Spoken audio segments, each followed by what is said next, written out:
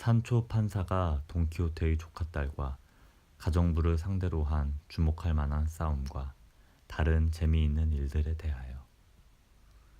진실을 기록한 이 이야기에 따르면 돈키호테와 신부와 이발사가 들은 소리는 조카딸과 가정부가 산초 판사에게 해댄 것으로, 산초가 돈키호테를 만나러 들어오려고 하자 문을 막고는 그에게 큰 소리로 외쳤던 것이다. 이 멍청이가 이 집에는 웬일이래?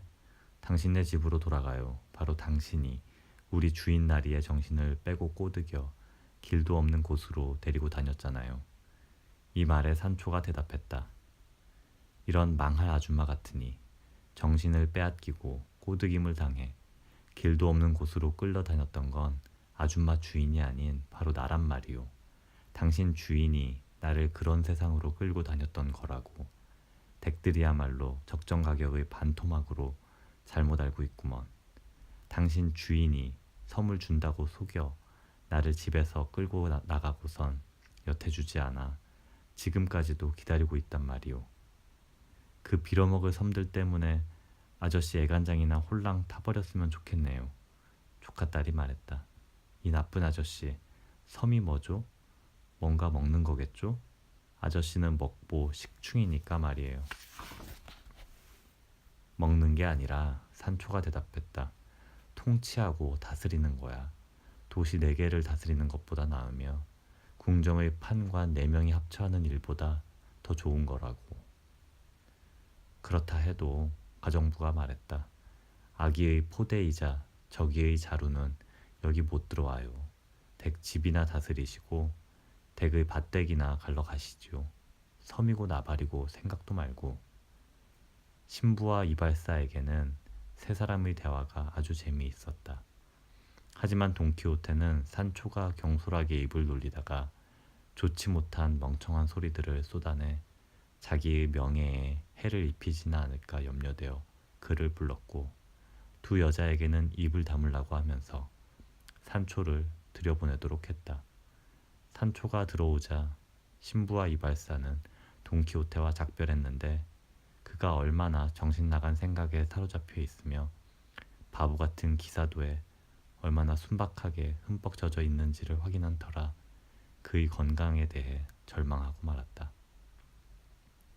신부가 이발사에게 말했다. 이복의 친구, 우리가 생각지도 않고 있을 때 우리 이달고께서 다시 모험길에 들어서시겠는걸? 분명히 그럴 것 같아요. 이발사가 말했다. 기사의 광기도 놀랍지만 그 종자의 단순함은 더하네요. 섬에 대해 저토록 믿고 있으니 아무리 실망을 거듭해도 머릿속에서 그 생각을 끄집어낼 수는 없을 것 같습니다. 하느님께서 저들을 고쳐주시도록 기원하며. 신부가 말했다. 우리는 지켜봐야겠지. 그 기사와 종자의 터무니없는 이 상상이 어떻게 되어 가는지 두고 보세나. 마치 두 사람이 똑같은 틀에서 만들어진 듯하니 주인의 광기도 종자의 바보짓 없이는 한 푼 가치도 없을 것 같군. 그렇습니다. 이발사가 말했다. 지금 그 두 사람이 무슨 말을 하고 있을지 무척 궁금한데요. 내가 확신하건대, 신부가 대답했다. 조카딸이나 가정부가 나중에 우리에게 알려줄 걸세. 두 사람 다 듣지 않고 그냥 놔둘 형편이 아니거든. 그러는 동안 돈키호테는 산초와 함께 방 안에 있었다. 둘만 있게 되자 돈키호테가 산초에게 말했다. 산초, 자네를 집에서 끌어낸 사람이 나라고 하니 내가 무척 난처하구먼. 나 또한 집에 남지 않았다는 것을 자네도 알지 않나. 우리는 같이 집을 나왔고 같이 갔으며 같이 편력을 하지 않았는가. 우리는 같은 운명과 같은 운에 있었던 걸세. 자네는 담요로 한 번 행가래를 당했을 뿐이지만 나는 수백 번이나 죽도록 두들겨 맞지 않았는가. 이 점에 있어서는 내가 한 수 위라네. 그건 당연한 겁니다요. 산초가 대답했다. 나리께서 말씀하시길 불운이란 종자보다 편력 기사를 더 많이 따라다닌다면서요. 그래서 그런 게 아니라 산초, 돈키호테가 말했다. 그 운운하는 말이 있자는가. 저는 우리나라 말밖에 모릅니다요. 산초가 말했다. 무슨 말이냐 하면 돈키호테가 말했다. 머리가 아프면 수족이 다 아프다는 뜻일세. 내가 자네 주인이자 나리이니 자네의 머리인 셈이고 자네는 나의 종자이니 내 몸의 일부인 게지. 이러한 이치로 보면 나한테 일어나는, 아니 일어날 불운으로 자네가 아플 것이며 자네의 불운으로 내가 아플 거라는 걸세. 그렇게 됐어야 했습죠. 산초가 말했다. 하지만 나리의 일부분인 저를 사람들이 행가리 쳤을 때 제 머리는 아무런 고통도 느끼지 않고 제가 공중으로 날려지는 것을 그저 바라만 보면서 담장 뒤에 있던데요. 수족이 머리의 불운을 아파해야 한다면 머리도 수족의 불운을 아파해야 하는데 말입니다요. 지금 자네 말은 산초, 돈키호테가 대답했다. 자네가 담요로 행가래를 당했을 때 내가 아파하지 않았다는 의미인가? 그런 거라면 말도 말고 그렇게 생각지도 말게나. 나는 그때 자네가 몸으로 느꼈던 고통보다 훨씬 심한 마음의 고통을 느꼈으니 말일세. 하지만 이 문제는 당분간 내버려 둠세. 의견을 나누어 정당하게 평가할 때가 있을 테니 말일세. 그런데 산초 이 사람아, 이곳 사람들이 나에 대해 뭐라고들 하는지 말 좀 해주게. 평민들은 나를 어떻게 생각하며 이달고들과 기사들은 또 어떻게 생각하던가. 내 용기와 무운들과 예의범절에 대해서 무슨 말들을 하던가. 이미 잊힌 기사도를 내가 다시 소생시켜 세상에 되돌려준 일에 대해서는 뭐라고들 하던가. 그러니까 산초, 이러한 일들에 대해서 자네가 들은 바들을 내게 말해주면 좋겠네. 좋은 일은 부풀리거나 나쁜 일을 없애거나 하지 말고 말일세. 충신은 아부하느라고 부풀리거나 쓸데없는 존경으로 줄이거나 하는 일 없이 사실을 있는 그 모습 그대로 주인에게 말씀드리는 법이네. 산초, 자네가 알았으면 하는 것은 만일 진실이 아첨의 옷을 입지 않고 헐벗은 채 왕자들의 귀에 들어간다면 이 세상은 다른 세상이 되어 있을 걸세. 다른 시대, 다른 세기는 우리의 세기보다 훨씬 못한 철의 시대로 여겨지게 되었을 걸세. 지금 우리가 사는 시대를 황금 시대라고 생각할 것이기 때문이지. 이 경고를 염두에 두고 산초, 내가 자네에게 물어본 것을 알고 있는 사실 그대로 빈틈없이 좋은 마음으로 내게 알려주었으면 하네. 기꺼이 그렇게 하겠습니다요, 나리. 산초가 대답했다. 하지만 제가 이제부터 드릴 말씀에 화를 내지 않는다는 조건이 있습니다요. 제가 알게 된 것들을 어떤 옷도 입히지 말고 있는 그대로 얘기하기를 원하시니 말씀입니다요. 어떤 경우라도 화를 내지 않겠네. 돈키호테가 대답했다. 산초, 자네는 자유롭게 말을 돌릴 필요도 없이 편하게 이야기하게. 그렇다면 먼저 말씀드릴 것은요. 평민들은 나리를 머리가 완전히 돌아버린 사람으로 보고 저는 그에 못지않은 바보로 보고 있습니다요.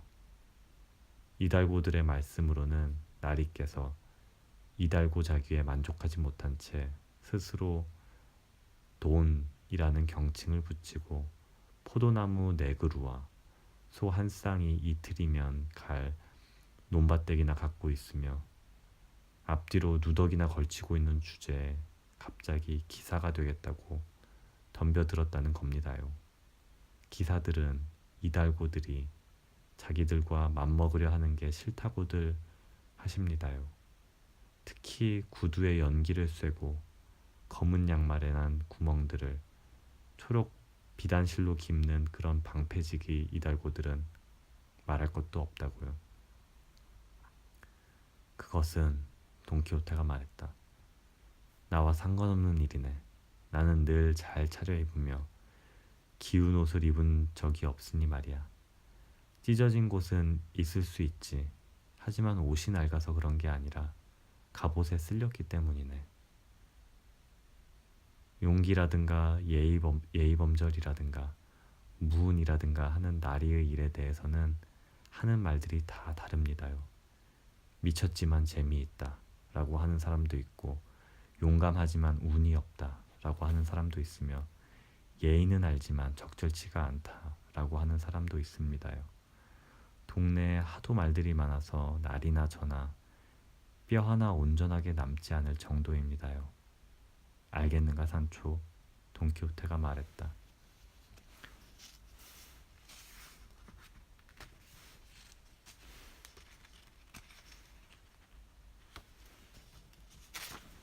빼어난 덕이 있으면 어디에서든 추적을 당하기 마련이라는 걸 말이야. 과거 유명인들 가운데 아기에 찬 중상모략을 당하지 않은 사람은 거의 없었네. 아니, 한 사람도 없었지. 훌리오 세사르는 아주 활달하고 신중하며 용감한 대장이었으나 야심가로 지적되었고 옷 입는 것이나 버릇이 좀 깨끗하지 못하다는 욕을 먹었지. 알렉산드로스는 그의 무훈으로 대제라는 명예를 얻었으나 주정뱅이 기질이 있었다고들 하네. 많은 과제를 해냈던 헤라클레스에 대해서도 호색하네 음탕하다는 말들을 하지. 아마디스 대 가울라의 동생 돈 갈라오르는 너무 쉽게 화를 낸다고 입방아에 올랐으며 그 형은 울보였다고들 한단 말이야. 그러니 산초, 나에 대한 이야기도 훌륭한 사람에 대한 이런 중상들인 게야. 자네가 말한 것보다 더 심한 게 아니라면 말일세. 빌어먹을, 바로 그거라니까요. 산초가 대답했다. 더 있단 말인가? 돈키호테가 물었다. 아직 꼬리의 껍질도 벗기지 못했습니다요. 산초가 말했다. 지금까지 말씀드린 내용은 말씀드리지 않은 것에 비하면 아무것도 아닙니다요. 하지만 나리께서 나리에 대한 중상모략을 죄다 아시기를 원하신다면 지금 당장 부스러기 하나 남기지 않고 죄다 이야기해 줄 사람을 여기 데려오겠습니다요. 어젯밤에 바르톨로메 카라스코의 아들이 살라망카에서 공부해서 학사가 되어 돌아왔기에 제가 인사를 하러 갔었습니다요. 그런데 그 사람 말이 나리에 대한 이야기가 기바란 이달고 돈키호테 델 라만차라는 이름으로 이미 책이 되어 나돌고 있다는 겁니다요. 그리고 저에 관해서도 산초 판사라는 바로 제 본명으로 그 책에서 이야기되고 있으며 둘시네아 델 토보소님에 대한 것이며 우리 둘만이 보냈던 다른 일들까지 몽땅 나온다고 했습니다요. 저는 그저 놀라 성우를 그었지요. 어떻게 그런 것들을 작가가 다 알 수 있었는지 말입니다요. 내가 자네에게 확실히 말하지만 산초, 돈키호테가 말했다. 우리 이야기를 쓴 작자는 아마도 현명한 마법사인 게 틀림없네. 그런 사람들이 쓰고 싶은 것이라면 모든 게 드러나게 되어 있지. 현명한 마법사라니요? 산초가 말했다. 삼손 카라스코, 이게 제가 말씀드린 그 학사의 이름인데요. 그 사람 얘기로는 그 책의 저자가 시데 아메테 베랭헤나인가 그렇다던데요. 그건 무어인의 이름인데 돈키호테가 대답했다. 그럴 겁니다요. 산초가 대답했다. 어디를 가나 무어인들은 가지를 엄청 좋아한다는 말을 들었거든요. 자네는 분명 산초, 돈키호테가 말했다. 그 시대라고 덧붙인 이름을 잘못 안 것 같구먼. 그것은 아랍어로 주인이라는 뜻이거든. 그럴 수 있겠죠. 산초가 대답했다. 하지만 만일 나리께서 그 학살을 이리 오라고 하신다면 잽싸게 가서 데려오겠습니다요. 그렇게 해준다면 나를 아주 기쁘게 해줄 것이네, 친구. 돈키호테는 말했다. 자네가 한 이야기로 내 정신이 얼떨떨하니 전부 다 알 때까지는 한 입도 먹지 않을 것이야. 그럼 그 사람을 데리러 가겠습니다요. 산초가 대답했다. 그렇게 그는 주인을 남겨놓고 학살을 찾으러 갔다가 조금 뒤 그 사람과 함께 돌아왔으니 그들 세 사람 사이에 정말 재미있는 대화가 오갔다.